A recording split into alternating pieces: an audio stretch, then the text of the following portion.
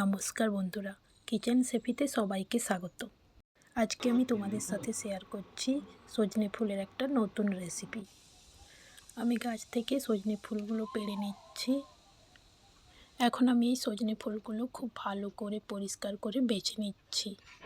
ফুলটা বাছার সময় খেয়াল রাখতে হবে পেছনের ডাঁটাটা যেন ফুলের সাথে লেগে না থাকে, না হলে তেতো লাগার সম্ভাবনা থাকে। ফুলগুলোকে আমি খুব ভালো করে বেছে জল দিয়ে ধুয়ে নিয়েছি। আমি একটা বাটির মধ্যে 1 চামচ সাদা সর্ষে, হাফ চামচ পোস্ত আর 1/4 চামচ গোটা জিরে নিয়ে মিক্সিতে ভালো করে পেস্ট করে নিচ্ছি।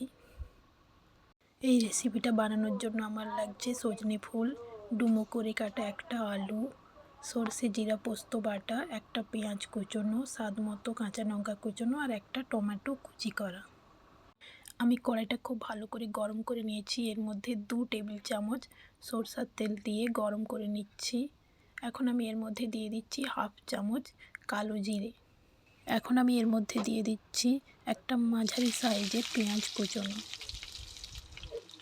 পেঁয়াজটাকে হালকা সোনালি করে ভেজে নিচ্ছি।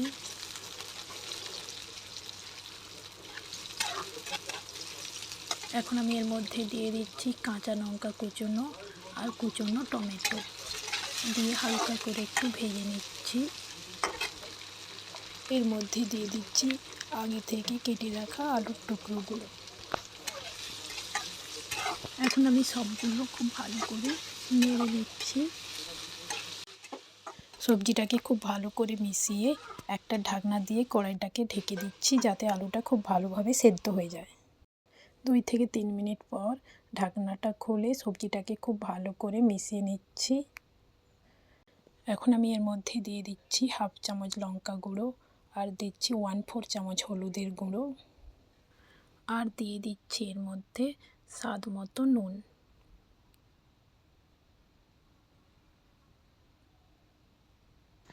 আলুটাকে টমেটোর সাথে খুব ভালো করে ভাজা ভাজা করে নিচ্ছি।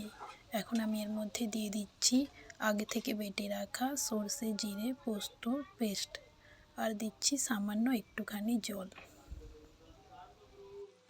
এখন আমি এটাকে খুব ভালো করে মিশিয়ে নিচ্ছি আর ঢাকা দিয়ে বানিয়ে নিচ্ছি।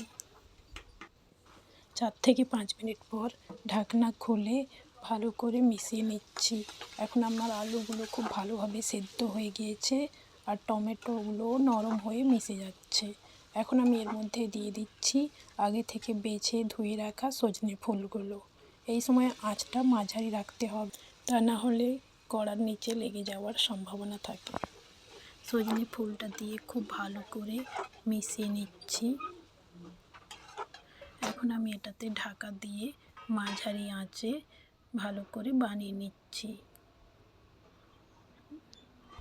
2 থেকে 3 মিনিট পরে ঢাকা খুলে এটাকে ভালো করে মিশিয়ে নিচ্ছি। এটা আমার হয়ে গিয়েছে, জল পুরো শুকনো হয়ে গিয়েছে।